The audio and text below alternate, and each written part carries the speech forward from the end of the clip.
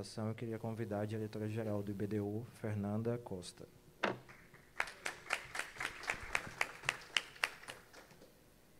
Bem rapidinho, né, minha gente? Que a gente já conversou muito de manhã.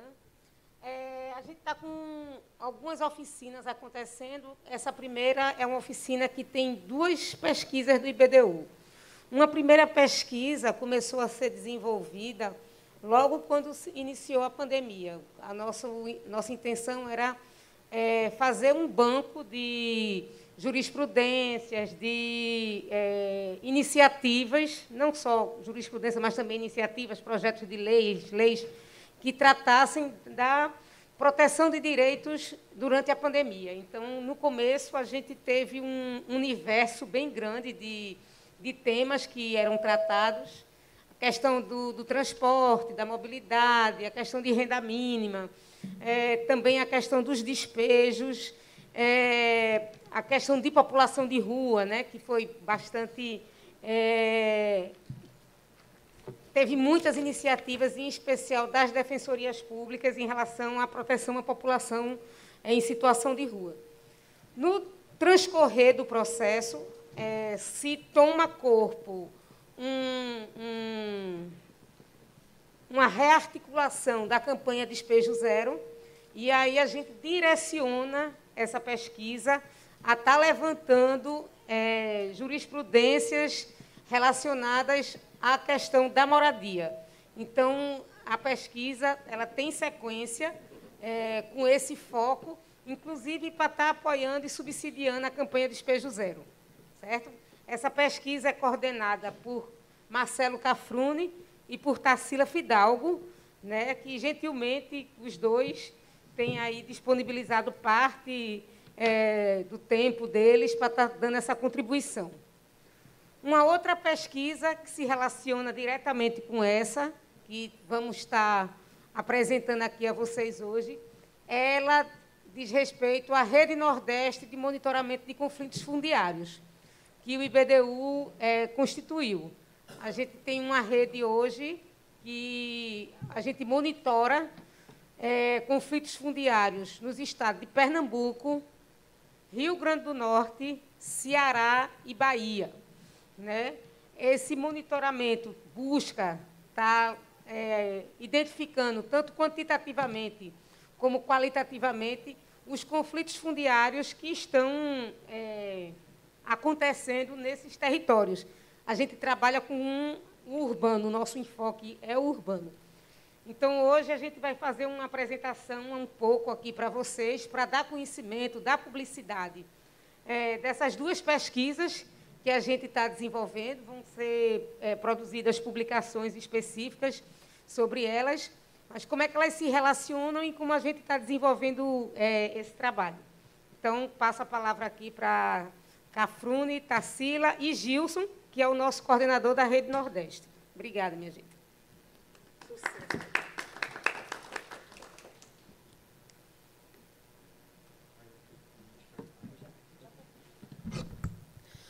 Bom, gente, então, como a Fernanda falou, o nosso objetivo aqui é o de tratar dessas 2 pesquisas que vêm sendo realizadas no âmbito do IBDU, aí no último período, mas também utilizar o arcabouço metodológico e também os resultados dessa pesquisa para problematizar um pouco o que é fazer pesquisa empírica no campo jurídico, né? Eu sei que tem pessoas aqui que não são do campo jurídico, e isso é muito bom, é uma das melhores coisas desse congresso do IBDU.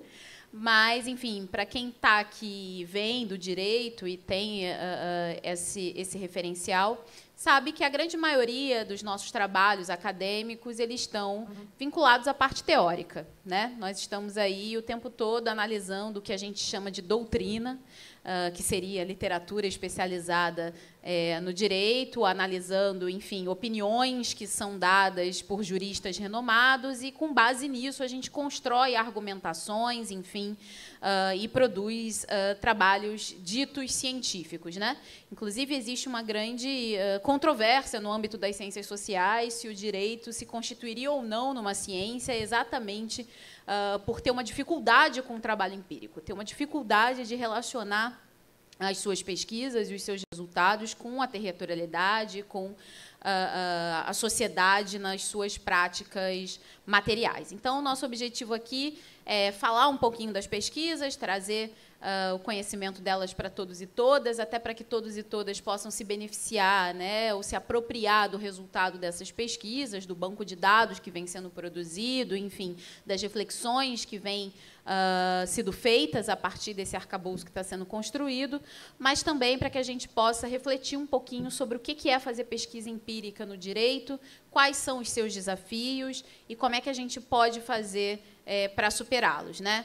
E isso a partir de uma perspectiva de que, se a gente pretende, enquanto juristas, né, que eu tenho certeza que muitos aqui são, se a gente pretende cada vez mais se aproximar de uma dimensão do direito muito mais próximo da realidade, se a gente quer que o direito, de fato, seja utilizado como uma ferramenta de luta, a gente precisa ampliar as nossas pesquisas empíricas, os nossos diálogos com a realidade prática, com os territórios. Então, esse também é um dos objetivos do IBDU com essas duas pesquisas que a gente vai apresentar.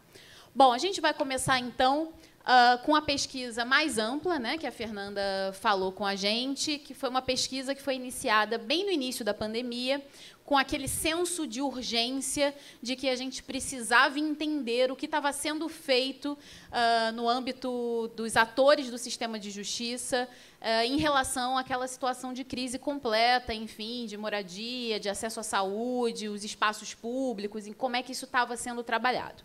Então, essa primeira etapa da pesquisa começou ainda em 2020, era uma pesquisa muito ampla, ela não envolvia só decisões judiciais, ela envolvia, como a Fernanda falou, iniciativas de atores do sistema de justiça. Então, a gente tinha catalogado petições protocoladas pela Defensoria Pública, tínhamos catalogado recomendações de órgãos administrativos, decisões judiciais, enfim, iniciativas vindas da própria sociedade civil, das organizações da sociedade civil, enfim.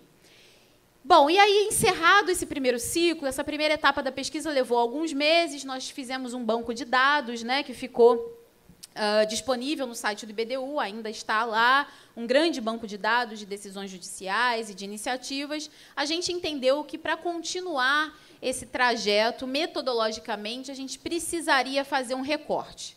Não era mais possível seguir fazendo um mapeamento tão amplo de iniciativas, considerando que a pandemia perdurava, né? Quando a gente começou a pesquisa, a gente ainda tinha aquela ilusão de que era algo efêmero, que ia durar poucos meses e que ia ser resolvido. E, com o tempo, a gente foi vendo que, na verdade, a pandemia inaugurou uma nova realidade. E que, para dar conta dessa nova realidade, dentro de um trabalho acadêmico, metodológico, a gente precisaria fazer um recorte mais apropriado, né? Então, em 2021, nós fizemos uma nova delimitação dessa temática, né? Nós percebemos que era fundamental, e isso a partir também de uma provocação da campanha Despejo Zero, que também vai provocar e dialogar diretamente com a Rede Nordeste de Monitoramento, que o Gilson vai falar, a gente percebeu que era fundamental centrar esforços para compreender as decisões relacionadas com o direito à moradia na pandemia.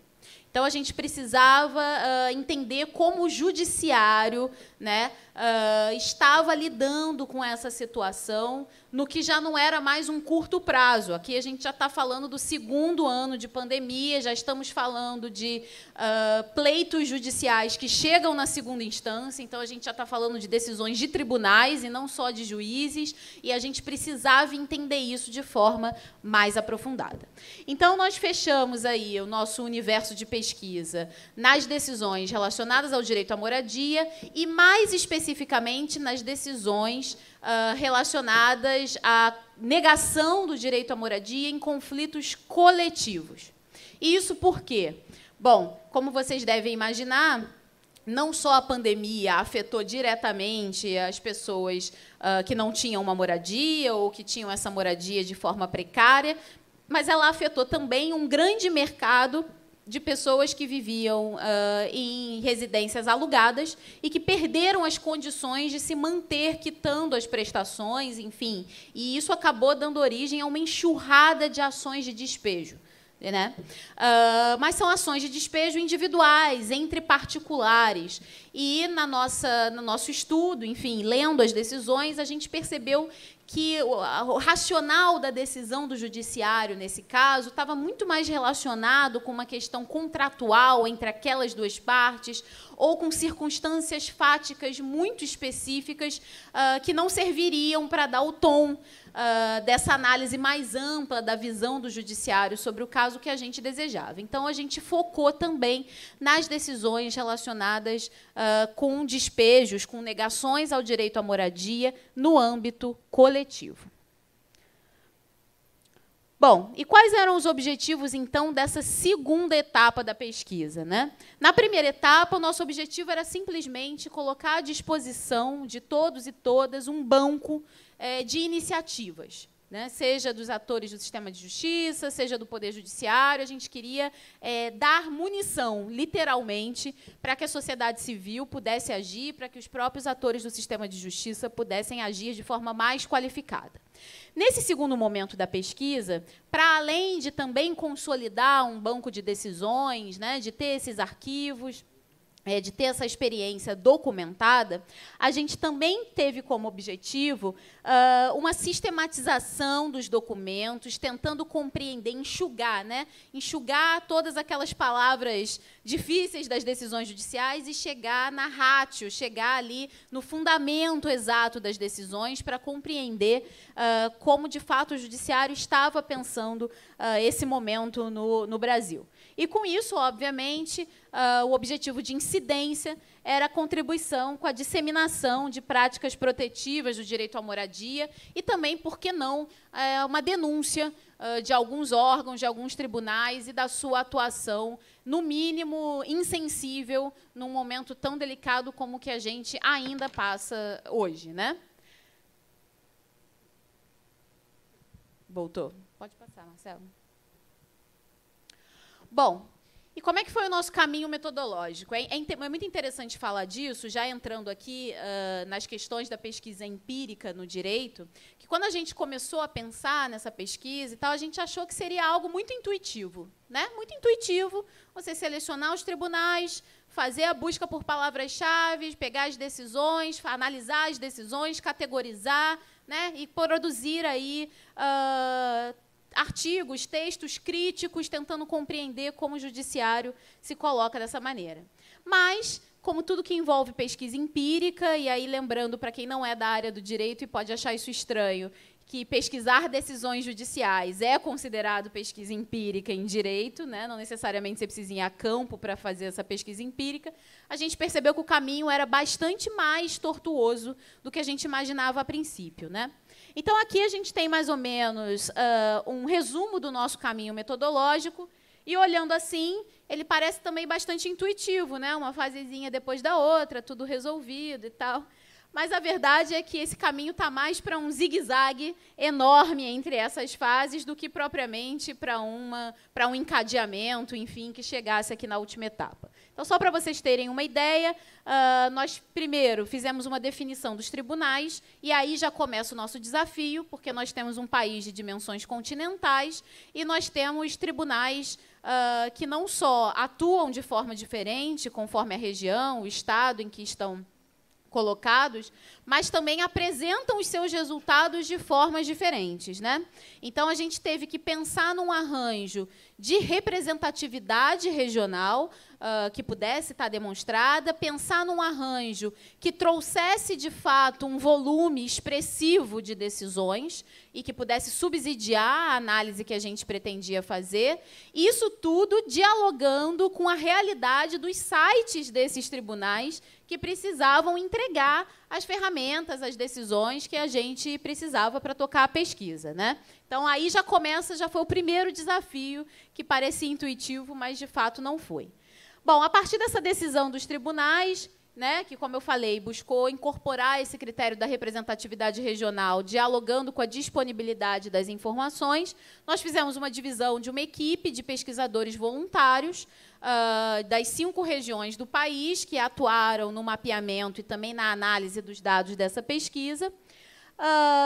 Começamos a pensar na definição das palavras-chave, e aí aqui é muito interessante, porque, embora a gente tenha delimitado um universo de palavras-chave antes de ir aos tribunais buscar as decisões, essas palavras-chave foram sendo revistas ao longo de toda a etapa de busca de decisões, de mapeamento das decisões nos tribunais, né? Seja porque 2 ou mais conjuntos de palavras-chave levavam ao mesmo conjunto de decisões, seja porque, por questões da nossa linguagem regional, palavras que faziam sentido numa região não faziam sentido na outra, eram tratadas de uma outra maneira. Então, aqui, essa terceira e quarta fase aqui envolveram uma grande parte dos nossos esforços metodológicos na superação desses desafios, e o Marcelo vai falar mais disso para a gente daqui a pouco. Bom, depois que a gente conseguiu fazer um mapeamento satisfatório dessas decisões, nós fizemos um descarte das decisões que tratavam de conflitos individuais, como eu falei para vocês no início, né? Nós focamos nos conflitos coletivos para tentar, de fato, enxergar a maneira como o judiciário estava lidando com a situação social e não nos prendermos a detalhes contratuais e fáticos individuais.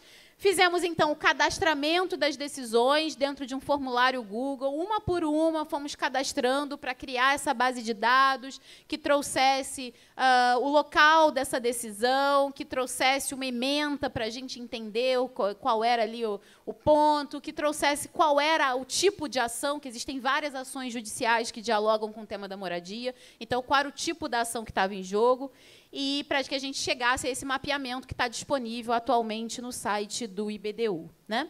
Por fim, após esse mapeamento, nós fizemos uma definição de eixos de análise, que vamos apresentar já já, e os pesquisadores que ainda tinham um fôlego, depois de todo esse trabalho de mapeamento, foram se dedicar aos eixos de análise, produzindo aí textos e materiais críticos a partir de todo esse mapeamento. Bom, aqui só para trazer para vocês alguns números, para vocês entenderem o tamanho dessa encrenca que o IBDU se meteu com essa pesquisa, né? Então, só aqui, primeiro, o percentual das decisões mapeadas por região do país. Então, vocês percebam que mais de 70% das decisões na região sudeste, né? Eu lembro que era uma coisa aterrorizante o número de decisões em São Paulo. Era assim, a gente vai ter essa tabela. Enquanto nos tribunais a gente encontrava 800 decisões com as palavras-chave, 700, em São Paulo eram 8.000, 7.000. É uma coisa assim realmente absurda. O volume, especialmente no Tribunal de Justiça de São Paulo. E nós temos ali um número bastante reduzido de decisões na região centro-oeste e na região norte do país, né? E isso, em si, é um dado que referencia os eixos de análise para pensar o porquê dessa disparidade. É claro que algumas motivações parecem claras, né, pelo número de conflitos fundiários no Rio e São Paulo, que são as 2 maiores cidades do país, Minas também, enfim, mas, mesmo assim, a disparidade parece muito grande. Então, esse já é um dado para ser refletido. Aqui um pouco o levantamento das palavras-chave que nós usamos, né? Ao fim e ao cabo, nós tivemos 9 combinações de palavra-chave guiando o mapeamento nessa pesquisa, e aqui o número de decisões de cada palavra-chave em cada um dos tribunais, né? Então, aqui só os tribunais superiores e os tribunais regionais federais, então vocês podem ver que já é um número bastante expressivo, já quase 3.000 decisões aqui, apenas nos tribunais regionais federais e nos tribunais superiores. Pode passar, Marcelo. E aqui os tribunais estaduais, não tem aqui a parte inicial da tabela, mas também são as 9 combinações de palavras-chave, né? Bom, então nós temos aqui, vocês percebam que o Tribunal de Justiça do Ceará também se destaca com um grande número de decisões relacionadas ao tema, enquanto que em Pernambuco não foi possível localizar nenhuma decisão, o que também é um fato de grande estranhamento, né, para a gente refletir o que está acontecendo ali, que é óbvio que em Pernambuco houve conflitos relacionados à moradia no período. Né? Pode passar. E nós temos ali o incrível número do Tribunal de Justiça de São Paulo. Vejam, são 15.498 decisões. O Tribunal de Justiça de São Paulo, sozinho, tem mais decisões do que todos os outros em conjunto. Né? Então, num total de 25.120 decisões, 15.500 são do Tribunal de São Paulo. Isso também é um fato para a gente pensar, para a gente refletir aí, o que leva a esse cenário. Então, nós tivemos esse universo das 25.200 decisões, todas elas catalogadas no Google por uma equipe voluntária. Então, vocês percebam o tamanho do esforço, né, para constituir essa base de dados, que depois baseou aí os nossos trabalhos de análise. Pode passar. Então, aqui as regiões do país, né, as decisões cadastradas por região. Pode passar. Bom, e agora vamos falar um pouquinho dos resultados e aprofundar um pouco mais dos desafios. Né? Alguns deles eu já pontuei aqui ao longo dessa apresentação do caminho metodológico, mas o Marcelo vai aprofundar para a gente fechar aqui a apresentação e abrir o diálogo com a Rede Nordeste. Obrigado, Tarsila. Boa tarde, gente. Bom, primeiro, é uma alegria para mim estar no congresso do IBDU em Salvador e estar nesta oficina. Eu acho que eu vou facilitar aqui o áudio. Bom,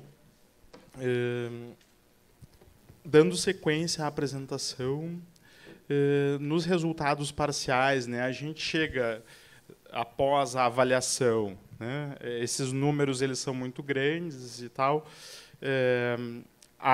este dado, o momento do descarte das decisões que não eram relacionadas a conflitos coletivos por moradia em contexto urbano, então isso reduz o volume de decisões cadastradas, e das decisões efetivamente cadastradas que a gente passa a análise, a gente pode chegar a algumas conclusões parciais sobre o comportamento do Poder Judiciário no Brasil em relação a esse conflito, que é um conflito histórico, estruturante, né, das relações no Brasil, e que, durante a pandemia, então, não se modifica, né, estruturalmente a dimensão do paradigma proprietário, né, das decisões. Então, o direito à propriedade segue sendo central e hegemônico, né, nas decisões. O que a gente vai identificar é que há um aumento progressivo de decisões protetivas ao direito à moradia, né, e a gente pode dizer que algumas são parcialmente protetivas ou são integralmente protetivas. Essa dimensão está relacionada a um conjunto de decisões que suspendem a ordem de reintegração de posse por 30 dias, por 60 dias, por 90 dias, até que termine a pandemia, até que aconteça um outro fato. Tá? Então, a gente está colocando aí como decisões que são protetivas ao direito à moradia neste contexto, tá? Que tem, muitas vezes, prazo. Né? Essas decisões elas vão estar, inclusive, entre os seus argumentos, vai estar presente a pressão dos movimentos sociais, as notícias do jornal, né, as notas técnicas. Isso tudo vai fazer parte. Então, aqui a gente faz esse registro, né, que repercute a atuação dos movimentos, da sociedade civil, né, das instâncias administrativas do judiciário. Quer dizer, houve uma recomendação do CNJ, né, que recomenda que a resolução do Conselho Nacional de Direitos Humanos seja levada a sério, porque a resolução do CNDH, a resolução 10 do CNDH, era como lidar com situações de conflitos fundiários em geral. Aí o CNJ diz, tá, durante a pandemia a gente vai levar isso em consideração, então. Então há, digamos, uma porosidade, né, nas instâncias judiciais também para lidar com essa questão. Tá? E, por fim, eu queria comentar a questão de que as decisões protetivas, né, ao se fundamentarem na crise sanitária, elas deixam de discutir a dimensão jurídica do direito à moradia, a juridicidade da moradia adequada, dos seus elementos, né, daquilo que a gente pode, fazendo um caminho lá do direito internacional, do Pacto de Direitos Econômicos, Sociais e Culturais, dizendo que existe, né, um conceito de moradia adequada que passa por noções como segurança da posse, por habitabilidade, né, de que a gente isso tudo passa ao largo das decisões judiciais. As decisões judiciais não enfrentam os aspectos jurídicos normativos do direito à moradia. O que fazem é afastar as ordens de despejo por enquanto. Essa é a questão.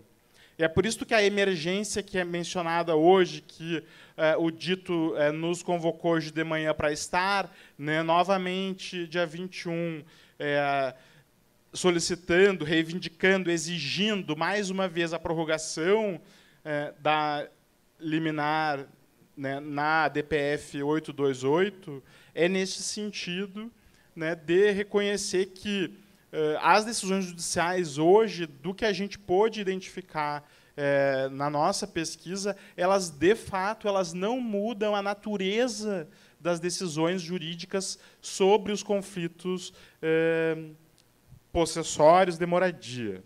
Tá? Então, é isto, assim, como alguns resultados parciais. Aí, na outra parte, que é a parte dos desafios metodológicos e tal, bom, primeiro, é importante dizer que a gente fez uma pesquisa que, ao todo, envolveu cerca de 30 pesquisadores em diferentes fases da pesquisa, né? Pesquisadores voluntários aos quais e às quais eu agradeço, em nome da coordenação, em nome, né, do IBDU, porque foi fundamental, né, a presença e a participação de cada uma dessas pessoas ao longo da pesquisa, mas uma equipe flutuante é um desafio para lidar, né, na execução de tarefas, assim. E aí, bom, depois tem a fase de divide para análise, divide para cadastramento, tudo isso também vai encontrando algumas dificuldades. Tá? A questão do universo da pesquisa, né, a gente, de alguma forma, assim, hoje, teria condições de começar já com alguns atalhos, assim, a gente sofreu um pouco nesse processo, mas o centro da minha perspectiva hoje é de fazer a crítica ao fato de que o judiciário trabalha pela fragmentação e pela dificuldade de acesso às informações, assim. Então a gente, em cada tribunal, tem um sistema de busca próprio, cada tribunal tem um site diferente, desenvolvido por uma equipe própria ou distinta uma das outras. Isso tudo pode ser um pouco óbvio para quem lida com isso na advocacia e tal, mas, de um ponto de vista da produção de resultados que sejam comparáveis, né, de um tribunal para o outro, nos deixa um pouco frustrados, assim, né? Então, eu tenho uma opinião sobre por que o Tribunal de Justiça de São Paulo tem um volume muito maior de decisões, que passa, entre outras coisas, pelo fato de que eles têm um bom sistema de indexação, mas isso é um elemento, né? Coisa que a gente teria que olhar em outros aspectos também. Mas tem situações assim que, se tu usar os indexadores do CNJ para determinado critério, tu não encontra nenhuma decisão. né? Ou então, se tu coloca posse, em algumas situações, só vai encontrar a decisão de posse de drogas, de tóxicos. Então, tudo isso gera um conjunto de dificuldades, né, no tipo de pesquisa. Então, seria importante pensar isso olhando para a arquitetura institucional, né, e de tecnologia da informação que impede um acesso de transparência mesmo, né, dos tribunais em relação à sua produção. E aí a gente teve, em algum momento na pesquisa, gente interessada e motivada para fazer territorialização, né, dos conflitos a partir das decisões. Mas isso também foi algo que a gente identifica que não é possível a partir das decisões judiciais, dada a forma como o conflito da terra aparece nas decisões judiciais. O que a gente pensa ser a territorialização não transparece da mesma forma, né? A prioridade na decisão vai ser identificar as partes, né, e não o território. Então, isso é uma questão que a gente poderia também refletir em outro momento. Por fim, aqui, a questão da pesquisa quant ou da pesquisa quali, né, como é que a gente faz, considerando esses aspectos que a gente falou, de fragilidade nos sistemas de busca, dificuldades de comparação entre esses diferentes buscadores e tudo mais, como é que a gente faz uma pesquisa que seja quantitativamente válida, né, para pensar universos tão distintos. Então, de certa forma, parece que tudo fica limitado a cada tribunal, de que a gente não consegue olhar para o conjunto.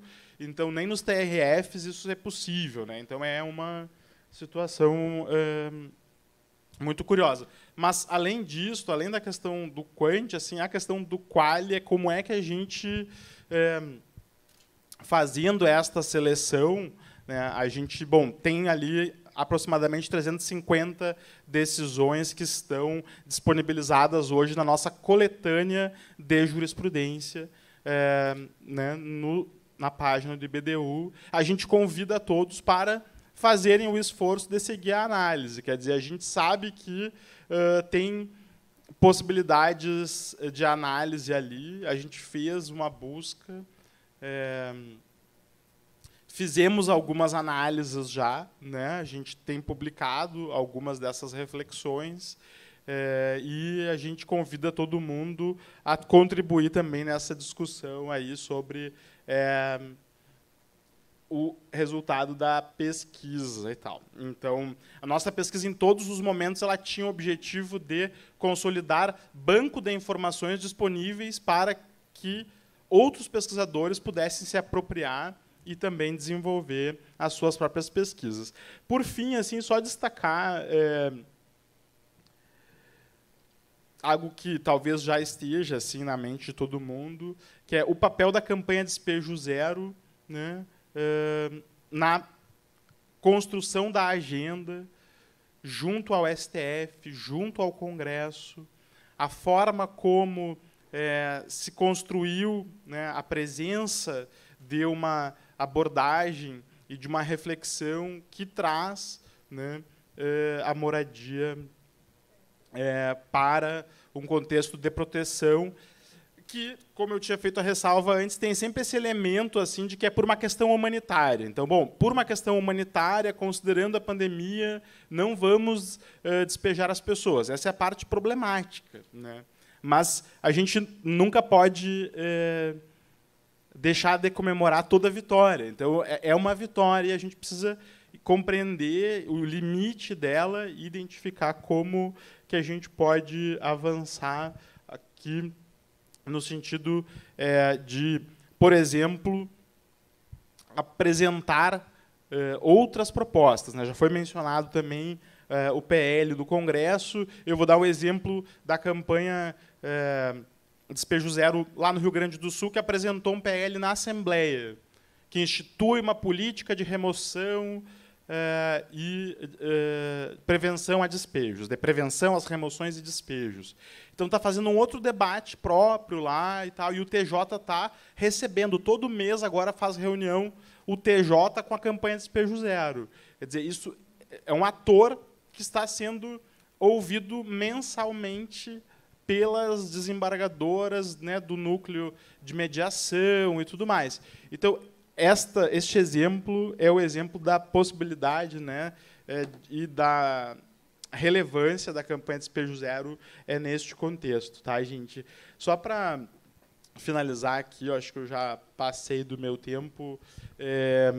A gente fez uma distribuição de 13 eixos de análise, né, no último momento da pesquisa, e nós produzimos então materiais específicos e alguns textos de incidência no debate público. A partir dessas decisões, então, buscamos identificar que elementos de prática jurídica podem ser mobilizados, né? Então, o outro tema foi o tema do direito à moradia e à cidade, pensando os instrumentos da política urbana, e também o tema das lutas sociais, mobilização e acionamento do sistema de justiça. Então, são 13 eixos de análise que a gente propôs trabalhar, a gente conseguiu fazer produção sobre esses eixos, mas o propósito da oficina de hoje não é discutir as análises, né, mas sim o caminho da pesquisa e de como a gente, enfim, conseguiu fazer isto somando muitos esforços. Então, eu quero agradecer novamente, né, ao IBDU, a todas as pessoas que se engajaram, né, a professora Eliana, que é aqui da Católica de Salvador. Oi, Eliana, tudo bem? A professora Rosângela, a Adriana, eu ia listar várias pessoas, mas aí eu comecei falando da Eliana. Muitas pessoas que se engajaram, né, nessa pesquisa, e que a gente tem uma alegria assim, de poder ter dialogado e ter convivido nesse momento tão difícil de pandemia. E agradecer a Hanna, né, a bolsista que trabalhou conosco. Eu não sei se a Hanna está aqui agora, mas também que foi a bolsista que trabalhou na pesquisa conosco e que viabilizou, né, uma parte importante. Acabei de falar da Hanna também. Obrigado. Tá, então eu queria agradecer todas e todos vocês, né, por isso. Tá? Obrigado.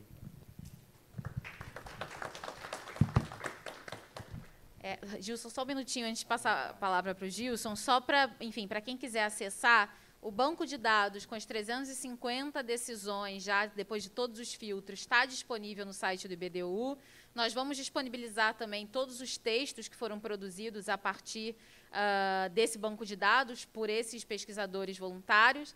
Nós estamos fechando a produção de um relatório de pesquisa que vai ter todas essas etapas metodológicas detalhadas, todos os gráficos, os números. Vai estar aí, vai sair no próximo mês, eu acredito, não vai demorar mais do que isso. Então, acompanhem aí o site do IBDU, quem tiver interesse em utilizar esse banco de dados da pesquisa.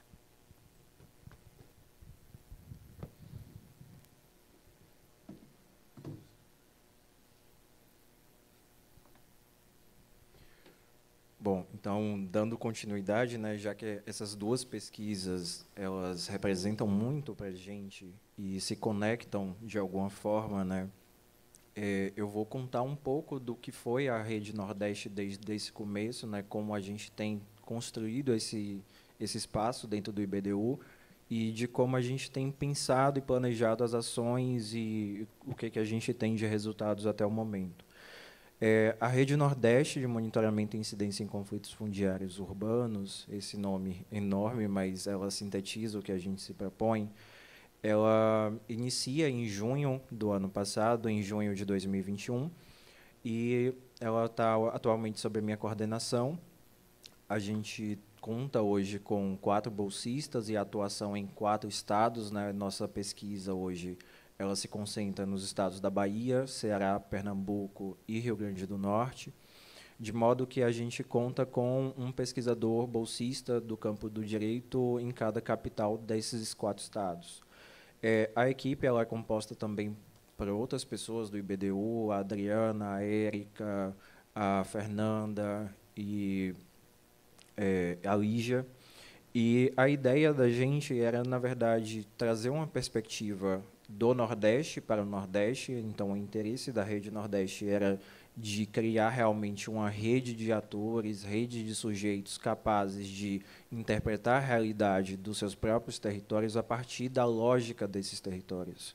Então, criar uma metodologia que fosse capaz de entender que a dinâmica dos conflitos fundiários no Nordeste ela não é igual às dinâmicas dos conflitos no Sudeste, por exemplo. Então, quando a gente começa a pensar a Rede Nordeste, a gente tem o objetivo inicial de, primeiro, contribuir com a campanha Despejo Zero, que é um parceiro relevantíssimo, né, que o IBDU compõe a campanha e que a gente tem trabalhado junto. Então, a partir dos dados da campanha Despejo Zero, a gente começa a fazer análise, começa a fazer levantamento do que tem acontecido nesses 4 estados, mas não se contentando simplesmente com essa notificação dentro dos dados da campanha Despejo Zero. Nós fomos além.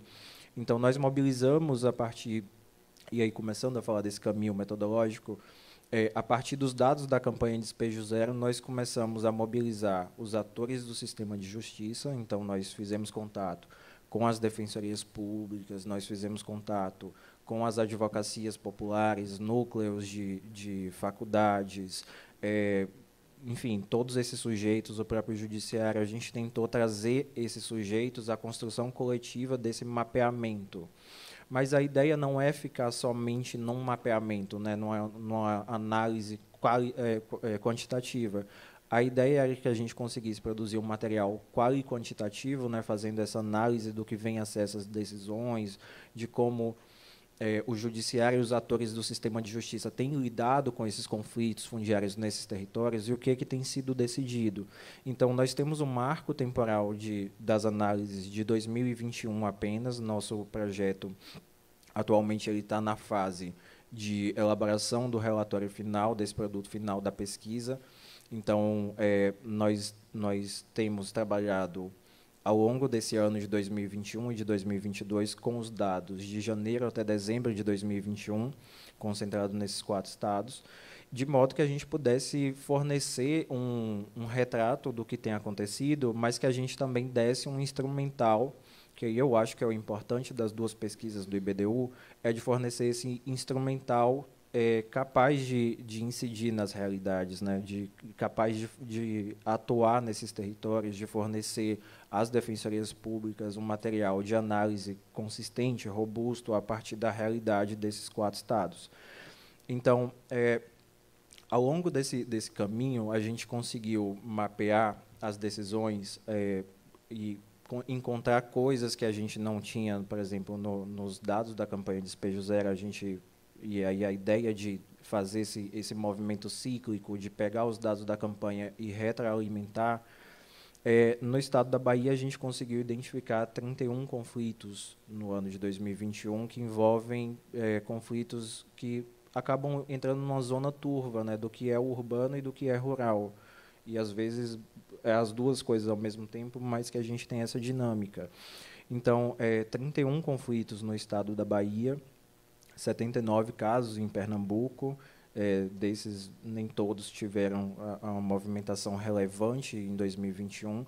A gente trabalhou a partir dos dados que foram obtidos, o que tinha de movimentações relevantes, entendendo como situações que pudessem colocar em ação esse motor judicial que potencializa um despejo. Então, atos como sentenças, decisões, essas movimentações que são capazes de despejar famílias. Aí, desses dados, a gente tem 20 e poucos casos, que não tenho de cabeça nesse momento, mas tivemos 20 e poucos casos, se não me engano, 24, que tiveram movimentação relevante. No Ceará, nós tivemos 49 conflitos, e no Rio Grande do Norte, 14 conflitos no ano de 2021. E aí, esses dados eles revelam muito do que a Tarsila e o Marcelo estavam falando aqui, né, dessa dinâmica do judiciário, de como se comporta, de como tem sido a relação também a partir da DPF. E eu queria falar um pouco da preocupação que a gente tem, que eu acho que é muito importante ressaltar, porque a gente fala muitas vezes dos processos judiciais, mas o que a gente tem percebido no Nordeste é a questão das remoções administrativas, que é um problema muito grave, né? E aí a gente percebe diversas violações da resolução, tanto da resolução 10 do CNDH, quanto da resolução 17, né, de 2021, que reconhece a prática de despejo administrativo como uma violação de direitos humanos. E a gente tem percebido que essa tem sido a forma, digamos assim, de burlar a DPF, né, de prefeituras que fazem essa remoção administrativa, de que a questão também das áreas de risco, que é um problema, que é uma dificuldade, né, do que vem a ser essas áreas de risco para escapar da DPF 828, por exemplo, né, permitir que se faça a remoção. E aí a gente identificou também, dentro dessa dinâmica do que tem acontecido nesses 4 estados, 4 casos que estavam relacionados com um processo de suspensão por conta da DPF 828. Então, a gente tem aí, nesse extrato todo, né, do que a gente conseguiu mapear, compartilhando os resultados provisórios também, 2.759 famílias ameaçadas de despejo aqui no estado da Bahia, 5.035 no Ceará, e em Pernambuco, 17.270 famílias. Pernambuco é o que tem mais casos e também mais famílias ameaçadas de despejo, e no Rio Grande do Norte, 1.587. E aí as dificuldades que a gente encontra é como a gente está fazendo um mapeamento, que é um mapeamento muito colaborativo, que conta com a disposição, a boa vontade também dos atores do sistema de justiça, de compreender e contribuir com esses dados, né, de alimentar esses dados que escapam do nosso mapeamento. A gente tem as dificuldades iniciais de estabelecer contato. Eu acho que esse é o primeiro ponto que a gente pode abordar de dificuldade do caminho da Rede Nordeste, tem sido esse de construir uma relação de rede mesmo, de atuação conjunta com os atores do sistema de justiça, de conseguir contatos com as defensorias públicas, de ter essa aproximação, né, de conversar de fato, de trazer os dados. Então, essa tem sido a primeira dificuldade. A gente conta de forma diferente da pesquisa com a facilidade que é uma equipe fixa, né? Isso facilita muito, cria uma relação de organicidade com o território, já que a gente está falando de pesquisadores que estão localizados nos estados, e então essa relação é mais fácil, corre melhor, mas a gente tem essa dificuldade também. E a dificuldade de fazer esse levantamento dos dados, né? Como a gente está considerando os dados da campanha Despejo Zero, é importante pontuar que funciona da forma de autonotificação, né? Então, depende também de que as pessoas cadastrem os conflitos no formulário da campanha Despejo Zero, ou que a gente tenha essa relação muito próxima com as defensorias, com os escritórios de advocacia popular, com os núcleos das faculdades, de modo a fornecer os dados que vão complementar essa análise. Então, esses são pontos chaves que muitas vezes a gente não consegue superar, e a pesquisa ela tem esse comprometimento nessa dificuldade, mas que a gente percebe essas dificuldades localizadas nessa relação de tentar construir uma rede de atores que é muito complexa. Recentemente, a gente fez, o IBDU realizou o encontro regional da Rede Nordeste em Recife, no começo do mês de maio, que foi uma experiência muito proveitosa de retorno. A ideia, desde o princípio da gente, era de que esses dados não fossem simplesmente dados guardados do IBDU. Também, como a pesquisa da Covid não é dados do IBDU, são dados públicos, né, dados que servem para fomentar a discussão, políticas, enfim. Então, a nossa ideia, e aí já encaminhando para a gente tentar avançar numa discussão por conta do tempo, a nossa ideia era de que esses dados eles fossem para as mãos da advocacia popular, para que fosse peticionado em processos, enfim, servisse de substrato mesmo à atuação política. Esses dados, a gente planeja, né, fazer um momento final desse relatório, entregar esse produto também, se tudo der certo, no começo do mês que vem, até o final do mês que vem, perdão. Então, essa dinâmica que a gente tem da Rede Nordeste, ela tem sido uma experiência muito boa que a gente percebeu dentro do encontro regional da Rede Nordeste, no Recife, de poder discutir com as pessoas envolvidas. A gente fez questão de levar as pessoas que a gente tinha contato das comunidades envolvidas, afetadas pelas remoções, pessoas que estão na pesquisa, na atuação junto à advocacia popular, etc., a gente levou para o Recife para dialogar e ter esse retorno, né, do que tem sido discutido, porque a gente parte desse pressuposto que, como esses dados não são nossos, é importante que a gente construa isso coletivamente, até mesmo essa análise. Então, esse substrato do que é a discussão junto aos territórios, às comunidades, enfim, elas servem de retroalimentação da análise da pesquisa. Então, essas são as considerações que eu tinha para colocar acerca da Rede Nordeste, e eu acho que a gente pode começar a dialogar a partir dessas duas experiências e ter esse retorno também de vocês, né, de compreensão do que é essa pesquisa aplicada no campo do direito, de como se dá e essas dificuldades. Então, eu encerro minha fala aqui e a gente abre a rodada de discussão até o fim da oficina. Obrigado.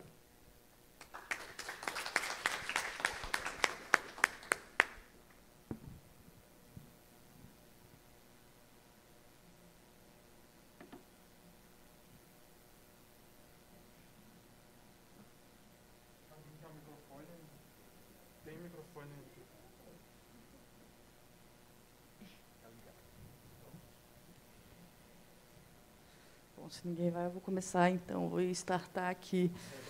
Grande Marcelo, grande Tarsila, grande Gilson, colegas de IBDU, de pesquisa. Eu participei bem no iniciozinho, oferecendo algumas decisões lá do Pará. Deixa eu me apresentar, sou defensora pública lá no estado do Pará. Trabalho nessa área de conflitos fundiários, danos ambientais, e hoje estou num lugar bem complicado, que chama Barcarena. E o que chama a atenção, o que vocês notaram, é a dificuldade de acesso a dados oficiais nos estados do Norte. Eu vou dizer do Pará, porque eu não quero ser leviana de tratar o Norte como um só. Cada estado ali ele tem a sua própria diversidade, seu multiculturalismo, mas nessa questão fundiária se assemelha muito. E a dificuldade que se tem de acessar os dados do TJ Pará, como vocês viram, é exatamente a dificuldade de se pesquisar com as palavras-chave, o primeiro ponto. Mas um segundo ponto é o quanto essas demandas elas ainda estão naquele estado fora da esfera do judiciário. E ela se dá exatamente dentro desse ponto que vocês levantaram, que é a irregularidade fundiária do estado do Pará, e eu vou estender todo ao norte, ela é tão grande que praticamente você pode considerar o estado inteiro como terra pública. E sendo terra pública, o que acaba ocorrendo é que você tem ou a ação das prefeituras extrajudicialmente realizando essas remoções, e elas ficam escondidas das nossas vistas, ou ainda uma outra situação, que é o que vocês têm acompanhado agora em relação a esse último caso, né, do Dom, que são as milícias, que são facções e milícias que atuam nesses sistemas de remoção forçada e, muitas vezes, contratadas pelas grandes empresas até. Então, essa realidade ela escapa, inclusive, da nossa possibilidade de pesquisa. E aí, esse ponto que eu estou tentando trazer, o quanto que, com que metodologia a gente conseguiria fazer uma pesquisa mesmo, que a gente conseguiria chegar a enxergar essa realidade dessas desocupações, dessas remoções no meu estado, no estado do Pará, né? Então, além das distâncias, além da falta de comunicação, a gente tem essa realidade que é bem diferenciada dos outros estados, né? Mas eu me proponho sempre a colaborar com vocês lá para que a gente consiga, de alguma forma, fazer um levantamento do que, uma coisa eu digo, elas ocorrem rotineiramente. E tem um modus operandi, daí eu já vou passar a palavra. Tem um modus operandi que eu tenho visto em Barcarena que é muito interessante. A empresa, o Estado vende a terra pública para a empresa, sem considerar a existência de população tradicional lá. Às vezes, muitas vezes, de bairros inteiros construídos, tá? Consolidados. E aí, de que forma que isso é feito? Contrata-se empresas que vão lá fazer uma negociação para que as pessoas saiam. Você tem a casa A, B e C. Ele compra a casa B e joga trator para cima de todo mundo ali, até o ponto em que ninguém suporta permanecer no local pelo tanto de assédio que se tem, e que não chega nunca no judiciário, que não chega nunca nas esferas de poder. Então, o trabalho que vocês estão fazendo é fenomenal, de denunciar a invisibilidade dessa esfera de conflito. E lá no estado do Pará, como vocês puderam ver, essa invisibilidade ela é muito maior e ela é muito preocupante. Então, é isso. Marcelo, dito.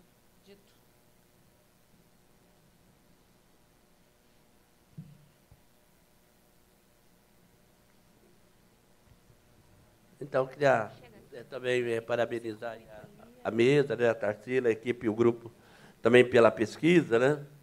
E queria fazer uma sugestão, né? O Conselho Nacional de Justiça, né, o CNJ, né?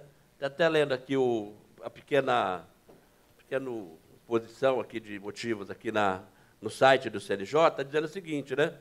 Que abre uma consulta, né, uma consulta pública para recebimento de contribuições da sociedade para uma proposta de um ato normativo que estabelece protocolos para o tratamento dos processos judiciais relacionados aos despejos e às reintegrações de posse em imóveis de moradia coletiva ou área produtiva de populações vulneráveis. Então, eu acho que essa pesquisa, né, ela vem muito de encontro, talvez, com essa consulta aberta no CNJ, né? Por exemplo, sobre unificação aí das palavras-chave, por exemplo, né? Então, acho que a gente poderia, talvez, pegar essa pesquisa, né? Talvez, evidentemente, não sei se toda ela, aí é uma sugestão para o grupo de trabalho, né? E encaminhar para o Conselho Nacional de Justiça, né? Porque está aberta aí a sugestão até dia 19/6. Né? Então, acho que nós não podemos perder essa possibilidade, Tarsila, porque, de fato, é um absurdo, né, a dificuldade de acessar as informações, a falta de transparência, né, nos dados, nas informações, né, mesmo porque também o judiciário não tem ouvidorias externas, né, então a gente também tem dificuldade de acessar, né, e, inclusive, se a gente, quando solicita lá pela lei de acesso à informação, às vezes demora também chegar as informações. Imagina o trabalho que vocês tiveram para fazer e organizar esses dados, essas informações, né? E, pelo que eu entendi, o trabalho ainda segue, né? Então, eu queria aqui fazer essa sugestão, né, e agradecer, né, a contribuição da pesquisa e também pedir, né, para que, assim que vocês já tiverem dados e informações sistematizadas, né, ou o que já tiver sistematizado também, encaminhar também para a coordenação da campanha de Despejo Zero, para que a gente possa disponibilizar no site da campanha, né, para que todo mundo também possa auxiliar. E uma terceira e última sugestão é da gente também aproveitar aí o marco da campanha de Despejo Zero para a gente fazer um lançamento, uma live, algum tipo de discussão e debate também sobre todo esse material, essa pesquisa, essa importante contribuição que o IBDU está dando para a campanha de Despejo Zero. Tá bom? Então, sugestão para o CNJ, sugestão para a campanha e também para a gente fazer um lançamento, talvez numa live, assim que for possível, combinado com as agendas de vocês, para a gente poder trabalhar junto em todo esse material. Tá bom? Obrigado.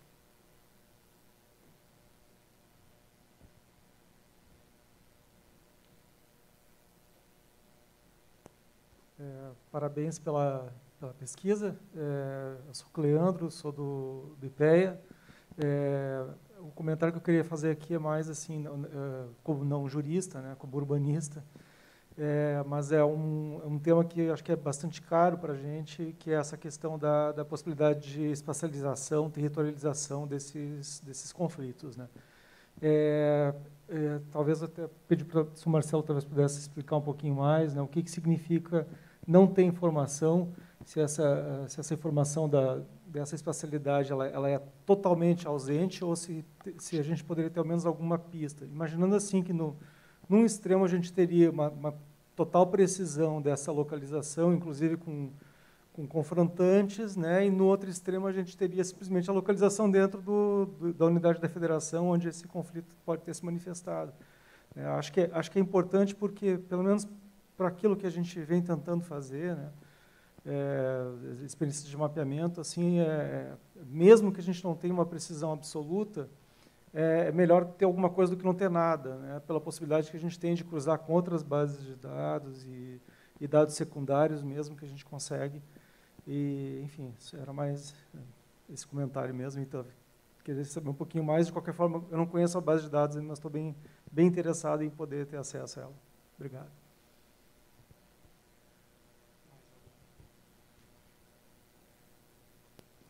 Acho que depois da Cláudia a gente pode voltar aqui para a mesa para falar um pouquinho, senão também...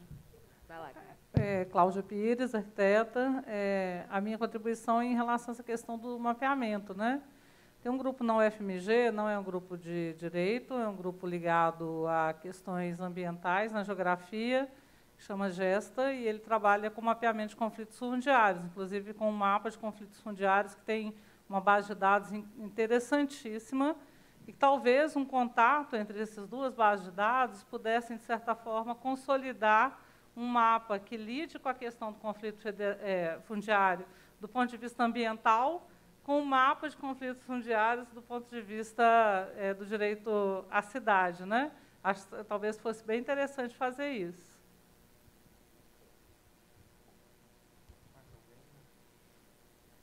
Agora volta. Bom, gente, então acho que vamos tentar dialogar aqui. Primeiro, as sugestões são muito bem-vindas, Cláudia, Dito, bom, Juliana, não, mas da Juliana eu vou falar já. Vamos por parte. Para o Cleandro, claro que eu vou deixar o Marcelo te responder, mas eu já te adianto que, bom, certamente há processos em que há uma localização precisa ao nível dos confrontantes e tal, mas para acessar isso, a gente precisa ter uma ferramenta, um token, que só advogados com OAB podem ter, pagando um determinado valor, olhar todo o processo, que por vezes são volumes e volumes, mesmo que digitalizados, para a gente localizar essa territorialidade. Quando a gente analisa as decisões de segundo grau, como a gente estava fazendo aqui, isso é dado como posto e vamos que vamos. E, na verdade, o que chama a atenção disso é menos a nossa capacidade de chegar a esse mapeamento e mais a desconsideração dessa localização por uma segunda instância que vai julgar o caso, né?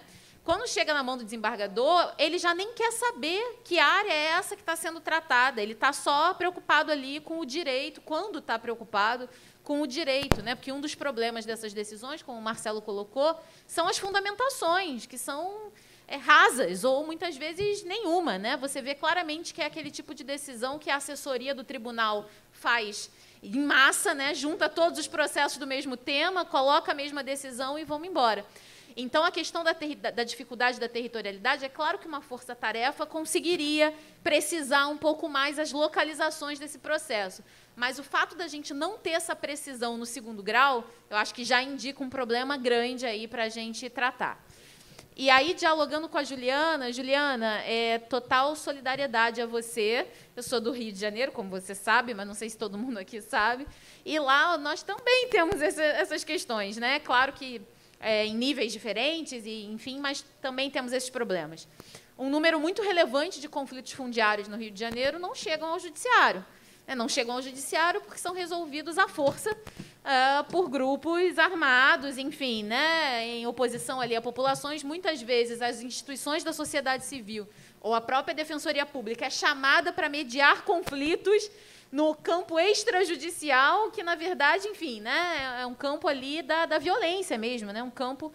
Então, nós temos também esse tipo de situação ali, né? Os últimos dados que a gente tem mostram que mais de 30% da área da cidade do Rio de Janeiro, hoje em dia, é controlada por milícias, né? 30% da segunda maior cidade do país, não é brincadeira, né? E é claro que os conflitos fundiários relacionados à milícia não são levados ao judiciário, né? Então, o judiciário só dá um retrato de 70% da cidade no máximo, porque se a gente ainda for tirar as favelas daí, eu diria que o judiciário tem uma jurisdição de menos da metade da cidade do Rio de Janeiro. E é claro que isso se reproduz em outros estados, né? E isso também é um indicativo muito importante para a gente aqui problematizar os resultados dessa pesquisa, entendeu? Inclusive em termos quantitativos. Mas, enfim, é isso. Me solidarizo com essa invisibilidade e eu acho que a nossa incapacidade, enquanto juristas, no âmbito de uma pesquisa empírica jurídica, de chegar nessa realidade, mostra exatamente a importância da gente buscar caminhos metodológicos dentro do direito que permitam essa territorialização dos nossos achados, das nossas... né? A gente não pode simplesmente... falar das coisas que estão acontecendo com base no fulano que disse isso, que é doutrinador, ou qualquer coisa do gênero. A gente precisa se aproximar da realidade, se aproximar do território, e eu acho que tanto o seu testemunho, quanto esse que eu estou dando agora, quanto os resultados da pesquisa mostram que a gente ainda tem um longo caminho a perseguir nesse sentido, né? Bom, começando também pelo registro que a Juliana trouxe, né? Solidariedade também, enfim, é um desafio enorme, a força bruta, né? Que de certa forma está aí,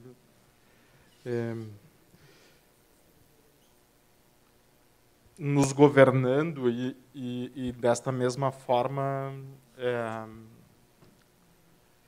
impedindo, né, que o caminho dos conflitos passe pelo direito, né? Então isso tudo está colocado como não está no judiciário porque também não está no direito, porque está na força bruta. E aí, mas considerando assim, eu tinha mencionado antes a resolução número 10, né, do Conselho Nacional de Direitos Humanos, e aí a recomendação 90 do CNJ. Aí tem uma outra resolução, que eu sei que a resolução não adianta, né, mas tem uma resolução 17 do Conselho Nacional de Direitos Humanos, que é de 2021, que especificamente reconhece como conduta contrária aos direitos humanos a realização de despejos, remoções e deslocamentos sem ordem judicial. Então, essa resolução 17 do Conselho Nacional de Direitos Humanos, que é de agosto de 2021, deve ser mobilizada por nós sempre para que a gente, então, leve ao judiciário, né? Porque, de certa forma, o espaço possível, aqui eu estou pensando estrategicamente, né, como advogado também e tal, de que compete a nós também fazer o registro, o protocolo, a denúncia, né, e que o Estado tenha que enfrentar essas questões. Então, bom, por aí. Eu vou comentar de novo a questão da territorialização, porque eu acho que eu passei muito rápido, e eu vou falar um pouquinho mais para complementar o que a Tarsila falou. Nós decidimos selecionar as decisões dos tribunais, que quer dizer, grosso modo, segundo grau, tá? Porque eu não consigo achar as decisões de primeiro grau por mecanismos de busca. Os tribunais não permitem que eu identifique, por nenhum mecanismo de busca, que eu encontre todas as decisões judiciais do tribunal. Eu teria que fazer uma busca em diários oficiais, diários de justiça, seria outro caminho. Tá? Nos mecanismos de busca do tribunal, é o mecanismo de busca de jurisprudência. Então, ele só vai pegar aquilo que é decisão monocrática ou colegiada do próprio tribunal. Tá? Então, nesse sentido, acontece isso, que a descrição do caso, do local e tudo mais, ficou lá nas primeiras petições, né, do processo judicial. Então, quando chega na decisão de segundo grau, a discussão é fulanos versus outros, né, ou município versus coletividade, né, e outros. E aí, porque também tudo é um pouco assim, né, é contra João, José, Maria e outros. E aí tem todo tipo de eufemismo para dizer que são indivíduos não identificados e tal. Enfim, tudo isso é uma outra complexidade. Mas então, a parte da territorialização, a gente teria que pensar isso de maneira mais estrutural, talvez, de como isso deveria influenciar, né, o próprio modo de decisão judicial, né, de que como é que se decide sobre cidade sem ter uma visão sobre a cidade, né? Eu lembrei agora do Edésio dizendo que o conflito não é sobre o lote, é sobre a cidade. Então, mas não, é sobre o lote. Toda a discussão é sobre uma matrícula, então fica com essa dificuldade. Mas eu ia fazer mais um comentário, que é o seguinte, né, em relação a isso. A gente tem tempo ainda? Não.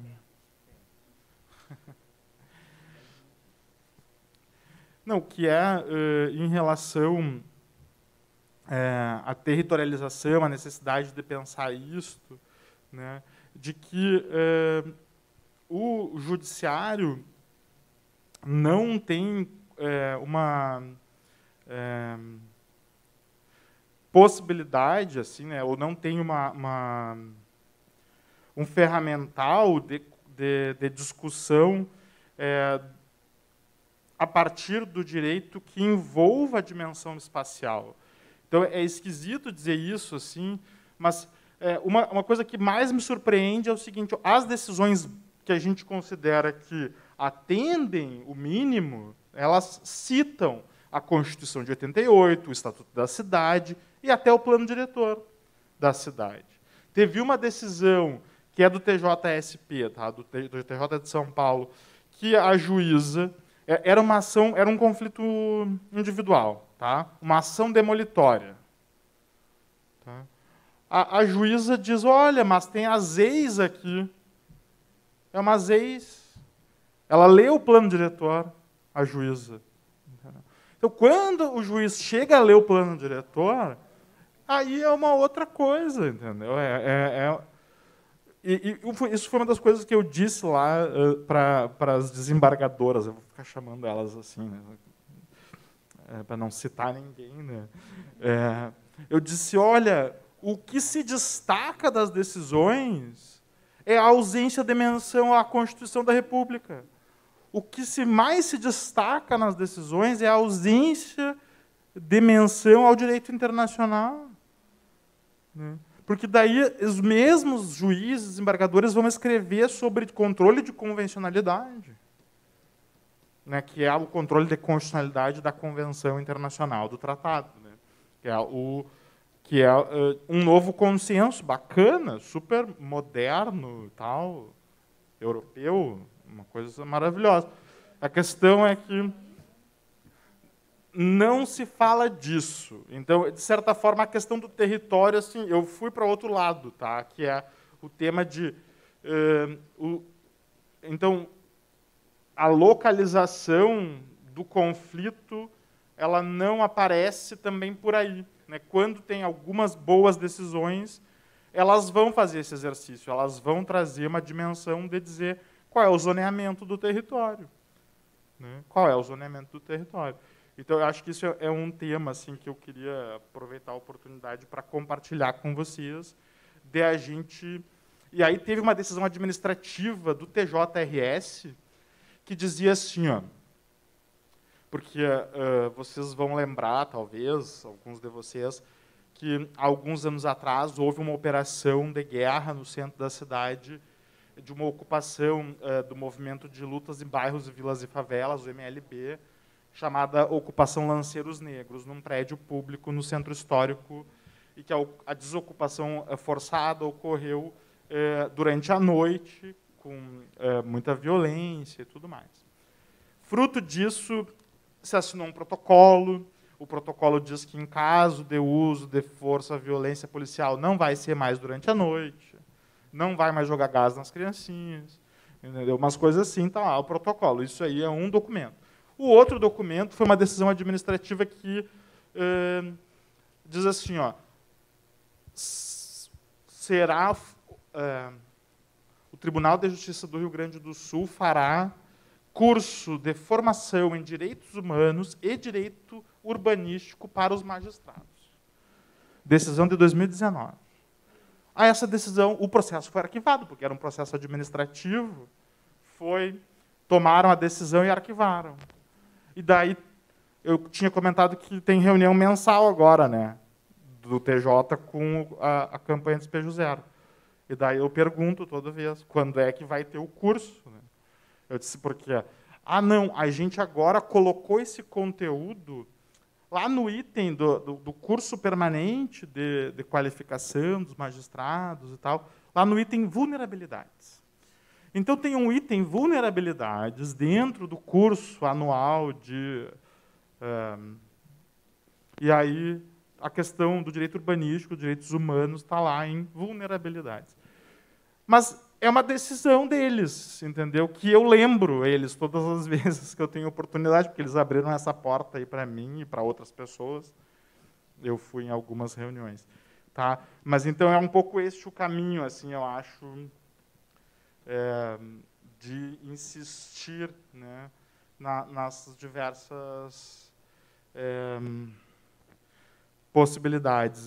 Vamos ver se a gente pode atender a demanda do dito ali, de alguma forma, né? É isso, obrigado.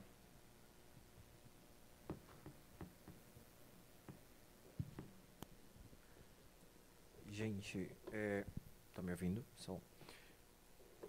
Devido aos 5 minutos finais, né, e como vai ter uma outra oficina às 3h30, a gente encerra então nossa oficina, agradecendo a presença de todas e todos e desejando uma boa tarde.